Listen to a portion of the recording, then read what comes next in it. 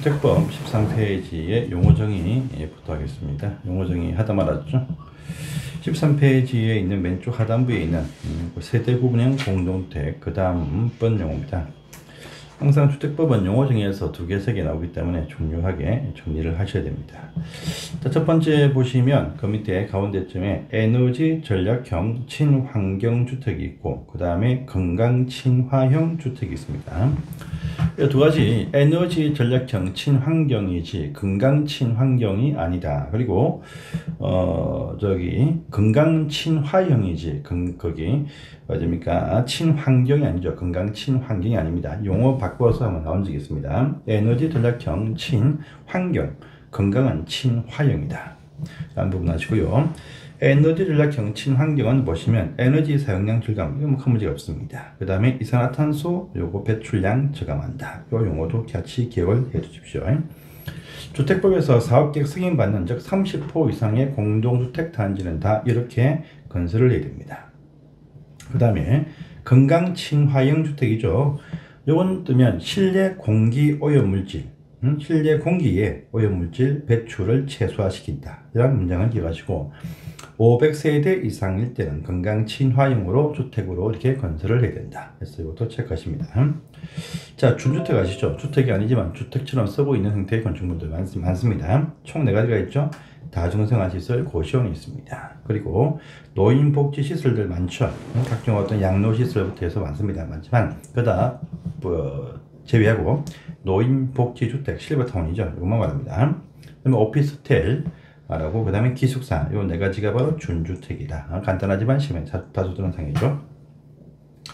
그럼 주택단지가 있습니다. 주택단지, 주택 건설 사업계획 승인받아서 조성하는 일단의 토지죠. 주택들 건설할 것이고 각종 어떤 부대시설, 복리시설 건설이 되어집니다. 하나의 일단의 사업이었습니다. 그런데 요 사업계획 속에 보니까 이 단지 대지를 관통하는 어떠한 시설이 있습니다. 요 시설 때문에 단지가 1단지, 2단지, 3단지, 4단지로 구분되는 시설들이 있죠. 그래서 많이 있지만 땅은 필요 없고 일반 도로 그 넓이가 20m 폭 이상이 될 때, 그 다음에 도시, 군, 계획 예정도로 있습니다. 58m 이상이 될 때 단지가 구분된다. 단지의 구분시설 반드시 확인하시고요. 그리고 이제 그 밑에 보시면 공구도죠. 공구는 하나의 단지입니다. 단지 규모가 큰 어떤 규모의 단지입니다. 단지인데 한 번에 동시에 분양했을 때 미분양 사태가 발생할 수 있겠죠. 이럴 때 그 사업의 안정성을 위해서 하나의 사업으로 다 계획을 세웠습니다. 전체마다 1000세대, 2000세대 계획을 세웠다. 그런데 한 번에 동시에 건설하지 않고 요쪽 공구를 먼저 건설해보고 분양을 쳐보고 잘 되면 또 뒤에 공구해보고 잘 되면 또 뒤에 한다. 순차적으로 건설을 해서 마지막에 다 입주하면 전체 한 개 단지로 인증이 됩니다. 하지만 공사의 순서를 좀 순서 있게 하겠다는 의미에서 공구를 나누어서 사업하게 합니다. 위에 주택 단지는 역시 한 개 사업이지만 이 사업지를 관통하는 시설 때문에 단지가 실턴, 좁턴, 1단지, 2단지 등으로 구분되지만 밑에는 순서 있게 공사하지만 전부 다 한 개 단지로 봅니다. 자, 조건이 있죠. 이 한 공구를 나눌 때 최소한 이쪽에 300세대 이상 되는 크기일 때 공구 이렇게 할 수 있고, 그 다음에 그러면 최소한 2개 공구를 나눌 때 600세대 이상은 되어야 300 이상 쪼갤 수 있겠죠. 이것도 아시고요.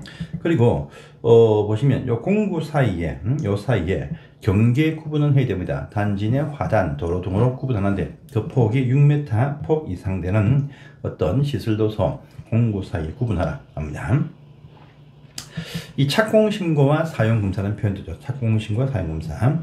착공신고할 때 보통 분양을 칩니다. 사용검사, 입주의 순서죠. 그래서 착공신고와 사용검사를 따로 공급을 순차적으로 하게 해준다라는 의미가 포함이 되었습니다. 이것도 기억하시고요. 자, 간선시설. 주택단지를 건설하면 단지 안에 중요한 기간시설들이 있습니다. 기간시설들. 그래서 보시면 도로, 상하수도, 전기가스수도, 통신, 지역난방 등이 있겠죠. 그래서 이것들을 설치해야만 단지가 이용할 수 있습니다. 그런데 이 설치가 됐다 해도 단지 밖에 있는 같은 동종 기간시설들과 연결이 되어져 있어야만이 그 시설을 이용할 수 있습니다. 이때 같은 기간 시설들 그 사이사이에 여기 연결하는 부분이 있죠. 이게 뭐냐? 간선시설이다. 이렇게 부릅니다. 간선시설인데 단지 밖에 입구까지 딱 붙인다. 이것이 원칙입니다. 원칙이지만은 하지만 또 위험성이 있고 또 전문성이 필요한 세 가지가 있습니다. 까통지, 요 가스통신 지역 난방, 까통지는 단지 안에 있는 기간 시설도 간선 시설에 해당된다는 요 문구도 같이 기억을 해 주시기를 바랍니다. 그리고 그 밑에 보시면 공공택지 있죠. 공공택지.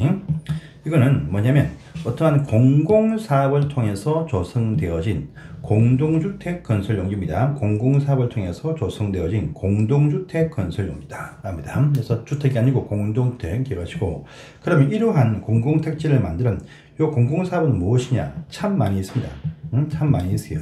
참 많이 있지만 그건 알 필요가 없습니다. 알 필요 없고, 우리가 강제로 뺏는 수용 사용 방식이라는 방식을 취할 때는요, 싸게 뺏어오니까 남을 위한 택지, 공공택지를 만들 업무를 부여합니다. 하지만은 환지 방식이랍니다. 토지 교환 방식인데 그것이 평면 환지도 있고 건물로 주는 입지 환지도 있습니다. 그런데 환지 방식은요, 주로 100%다 조합이 사업을 합니다. 하는데 환지 방식은 이미 환지할 때 상당수 토지 반 이상을 떼어줍니다. 떼어줘서 도로 만들고 학교 만듭니다. 그러니까 이미 많은 부분이 할당이 되어서 떼어나가는데 또다시 자기 땅 일부에 대해서 남을 위한 택지 만든다. 아주 거부합니다. 사업을 할 수가 없어요. 그래서 환지 방식이라 부르는 사업들, 수용, 사용, 뺏는 사업은 싸게 후리치니까 남을 위한 땅을 만들라. 근데 환지 방식은 토지 교환 방식인데 반 이상은 떼어줍니다. 떼어주기 때문에 그 떼어준 땅에서 알아서 해야지 따로 무슨 공공택지 만든다. 그러면 굉장히 반항이 심할 것입니다. 그래서 환지자 붙는 사업은 여기에 해당이 안 됩니다. 수용, 사용 방식, 도시개발 사업이라든지 경제자유개발 사업 또는요, 공공지원, 민간임대주택, 공공지원, 임대주택권 촉진지구 등의 사업을 할 때 수용 방식은 포함이 되어도 환지 방식은 제외다. 이것을 기억하시면 됩니다.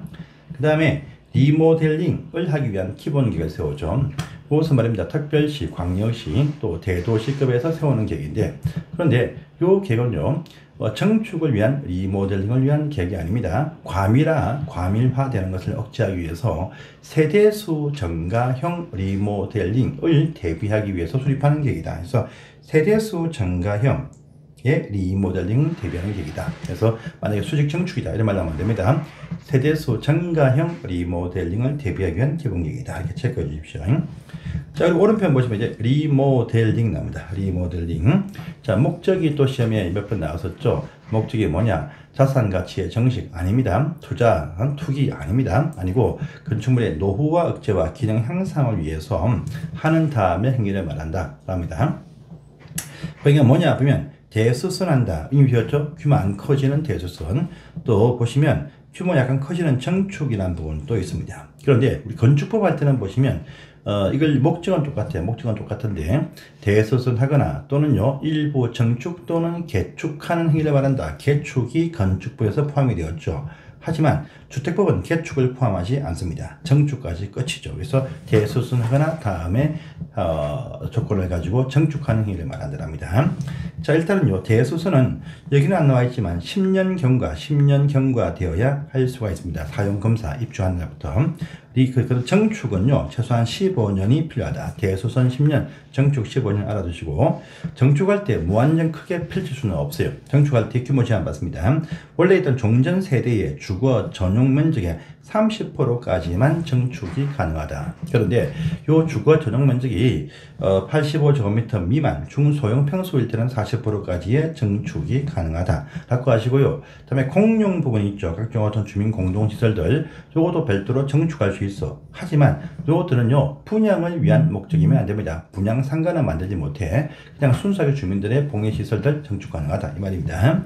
자, 또 보시면, 자, 정축할 때 공사비가 많이 듭니다. 그러면 순수하게 정축만 하면 해당 그 종전 세대에 살던 분들이 건축비용을 다 부담을 해야 됩니다. 그러면 사업이 힘들 수 있습니다. 그래서 실제는 보시면 외부 일반인한테 분양할 집을 더 지어서 그걸 분양을 해가지고 그 대금 가지고 자기들 정축 비용 등에 이 땜빵을 하면 비용을 좀 작게 들이고 집을 고치면 가치가 올라간다라는 그런 식의 반사적인 효과를 많이 도모합니다. 그래서 그런데 이 세대수의 증가인데 뭐 1000세대가 또 뭐 1800세대 이렇게 되어버리면 이것도 큰 문제입니다. 그래서 정축할 때 보시면 정축할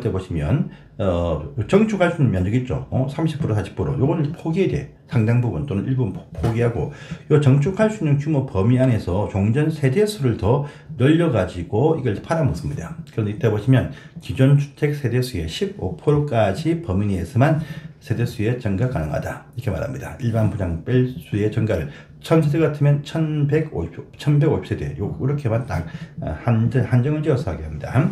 자, 또 그냥 있는 상태에서 수평으로 정축하면 안전하게 정축이 됩니다. 하지만 단지가 빽빽해집니다. 보기 싫다 이거죠. 그래서 이렇게 하지 않고 종전 건물이 있으면 이 상태에서 수직으로 올린다. 수직 정축하면 그 간격을 활용하면서 더욱더 쾌적하게 나올 수 있습니다.